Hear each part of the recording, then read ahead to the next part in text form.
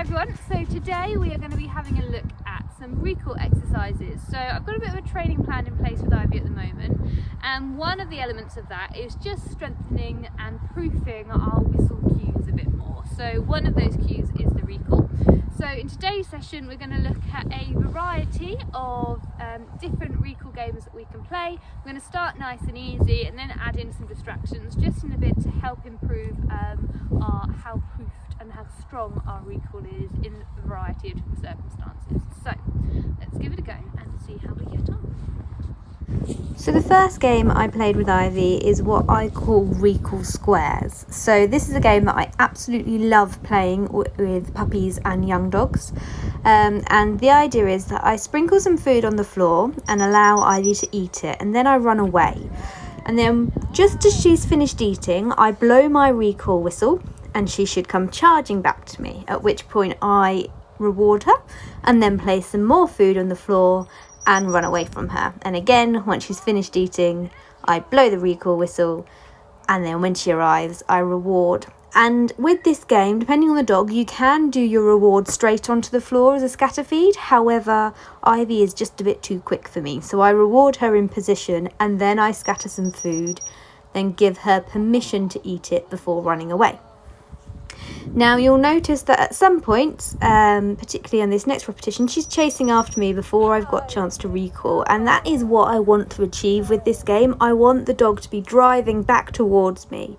So in those scenarios, I just blow the recall whistle as she's on her way back to me. So she's pairing, coming back to me with the sound of the recall and then getting a reward, and the game gets to continue. So it's a really nice fun one to play, and I find that most dogs catch on to this game really quickly, so a nice one to have in your toolkit. Now the next game that we played is bungee recalls. So this is a similar concept to the recall squares, but this time I am going to stay stationary and the dog is going to be pinging out and then recalling back to me. So I'm going to throw a piece of food out and Ivy's going to chase after it. And then once she's finished eating, I'm going to blow my recall whistle and she comes pinging back towards me and she gets rewarded for that. I then throw another piece of food out and release her onto it. And with these games, it's really important to remember that, particularly if you're doing early stage recall training, that you allow your dog the time to find the food before then recalling them back to you. You're doing that because you want to create success. And so if you recall them before they found the food, you might find that you create a bit of conflict. And if your recall's not really strong at this point, then you may be unsuccessful and the dog won't respond as quickly as you would like. So make sure that they've found the food and they've eaten the food and then blow the recall whistle. So there are a couple of nice fun recall games that you can play with your dog, and because there's so much movement involved in them, I tend to find that particularly my Spaniels find them really reinforcing, and so it helps create a positive association with the recall whistle. We're now going to move on to doing some static recalls. This is where I'm popping her in a sit stay and then walking away and recalling her. And they tend to be a little less fun in terms of the setup of the exercise. So this is where you need to really start thinking about your rewards that you're going to use for your recall to make sure that it's reinforcing enough for the dog. And I'd recommend that you play about with different sorts of rewards for your recall so that your dog doesn't expect to have one particular reinforcer for your recall. I did that with Tia, so her recall reward was the throw of a tennis ball because she absolutely loved that. However, if I ever don't reward her recall with the throw of a tennis ball, then I get a bit of fallout from that. So mix up your rewards to make sure that your dog is happy to accept a variety of different reinforcement. Then we moved on, so I know that Ivy can do a good static recall, so I started to play with my body language. So here you'll see that I blew the recall whistle when I had my back turned to her to see if she would respond, which she did, which was really nice. So she gets rewarded for that. And then on the next time, I'm going to lie down on the ground and blow my recall whistle. And so what I'm trying to do here is proof the recall whistle to different body language positions from me, with the idea being that this will help to teach Ivy that when she hears the recall whistle, regardless of what I'm doing and what position I'm standing in, sitting in, lying down, whatever it is, that she should respond in the same way, and she should always come straight back to me. So to do this exercise, you obviously need to have a dog that has a decent sit stay. And I'd always recommend, when doing static recalls, that you pause for a period of time before blowing your recall whistle, just so that the dog learns to wait for the cue before then charging back to you, and that also will help to keep your sit stay nice and steady and solid.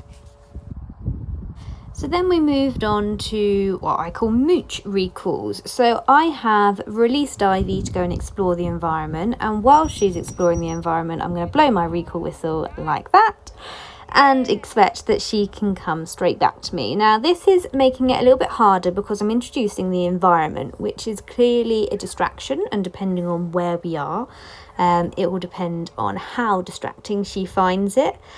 So when doing this with a younger dog, I would first make sure that I know the dog understands the recall cue, and I would blow my recall whistle at particular moments that I think it's going to be successful. So if they've just dived full on into a hedge and are clearly really into a scent, then I'm probably not going to blow it at that point, because if my dog's not got a really strong proofed recall, then it might not work. So the key with my recall training is that I want to, as best as possible, get 100% success rate in repetition, so that they never learn that they can ignore it.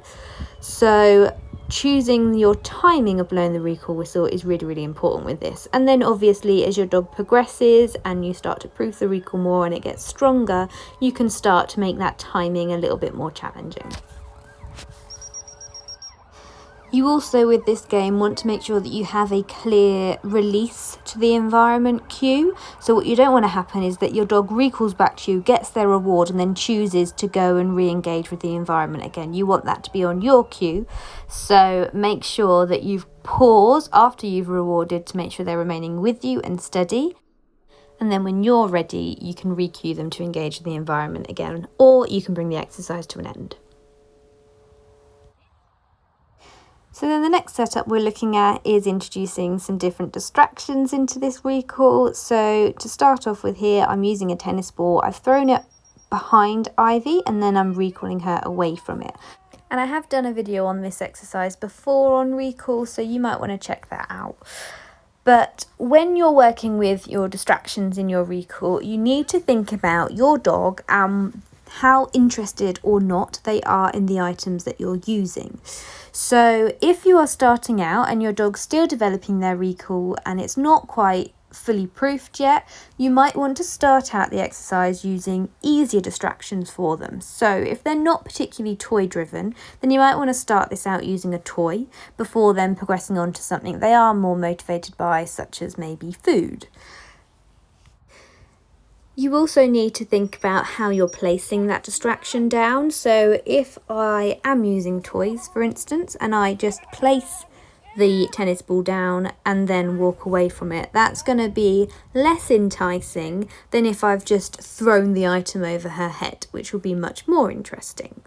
You also need to think about where the distraction item is in relation to your dog. So I started out this exercise with the distraction behind Ivy because that's the easiest setup. So she's got her back to it. The distraction is not in her eye line when I'm recalling her. To make it harder, I've then started to move it so the distraction is in her peripheral, so she's running past it. And then you can make it even harder by playing with the distance of the item. So if the distraction item is really far away from your dog, then it's not going to be as interesting or as distracting as if it was right next to them. So playing about with the distance of the distraction is also important. You also need to think about the distance that you are from the dog. So the closer you are to the dog, the easier it is for them to get success. So there are loads of different factors that you can play about with these exercises to make it either easier or harder for the dog. And I would always recommend starting out easy and then gradually building up, because that's going to help you with making sure that you're getting high rate of success. And I would also recommend that you only increase one difficulty factor at a time, because that's going to help make sure that you're building up your layers of this training nice and gradually, which will help you get more success.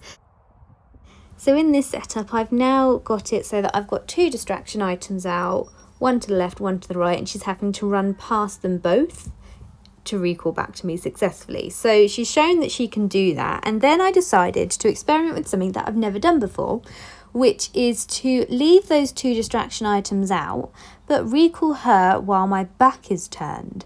And it's really interesting because you've seen that she can do this when there's no distraction items out without issue, but she didn't work it out. So I blew it once, she wasn't successful. I tried again, still not successful. So that tells me that that was too hard for her. So I now repeat what I know she can get success with. And then I'm going to adjust this exercise again to see if I can build up towards recalling her back to me when the distraction items are out and I'm not facing her. So I walk out again, and this time I stand so that I am not directly facing her, I'm side on, and I blow the recall whistle, and we get success with that. So I thought that was really, really fascinating. So you have seen that Ivy can recall back to me without issue when I've got my back turned in this video. You've also seen that she can recall past distraction items without issue in this video. However, when I put those 2 together with the distraction items out and my back turned, she didn't know what to do because she'd never been in that situation before. She'd never seen that picture, so she wasn't sure what the correct response was. So it just goes to show how important it is to layer up your training and to practice and proof in as many different environments, as many different setups and scenarios as you possibly can, because that's going to mean that you're going to be more likely to get success when you're in those real life scenarios and you need her to respond. So then we moved on to another setup. So this time I'm putting her in a sit stay, I'm walking away, and then I'm recalling her, but as she's coming back to me, I'm throwing a distraction item out. Now, I find this one interesting, and we actually had a good conversation about it whilst I was at Clicker Gundog's winter camp recently, about what you want the dog to do in this scenario. So I'm recalling her back, and the question is, do I want her to recall straight back to me, ignoring anything that's going on around her? Do I want her to recall back to me and keep coming back to me, but pay attention to where that item has fallen so that she can mark that, because theoretically that could be a retrieve for her that she needs to go and get later on? Do I want her to stop and fully mark the item and then look back to me for the cue of whether or not she needs to keep coming back, or whether I want her to go and pick the item? So I think it probably really depends on your own personal preference, but the fact that, as you can see here, she stops and marks it, I'm not worried about that, because she's not choosing to go and get that item. She is still looking back for me for the instruction of what she wants me to do. And she actually sometimes stops, looks at it, then looks back at me, and sometimes comes all the way back to me. So I probably need to think about what I want her to be doing in this scenario. But I just thought it was an interesting kind of consideration and thing to think about, of what do you actually want your dog to do if they're picking up and you recall them back to you and there are birds falling at that time. You probably do want them to mark them because it's going to make those retrieves more successful. So an interesting thing to consider, and I guess depending on what you're doing with your dog and what you want to achieve with them will depend on what criteria you're happy to accept.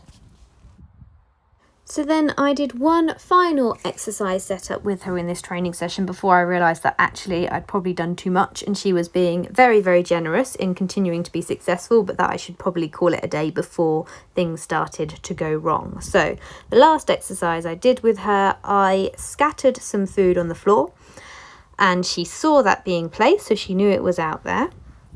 I then asked her to hunt for it and sniff around and search, and then I allowed her to find at least one of those items, but then I recalled her back to me whilst there were still items out on the floor. So this is a bit more challenging because essentially she wants to eat that food. She's very food motivated and she's having to come straight back to me on hearing the recall whistle, not continue eating and then return. So just another exercise that you can play about with, but with this one I'd make sure that you're confident that your recall whistle is strong before looking to introduce this. But just a final exercise that you can play around with, and that was the end of the session. So hopefully there's lots of recall ideas in there for you, and as always, if you have any tips, any questions or any advice, please feel free to pop them in the comments below.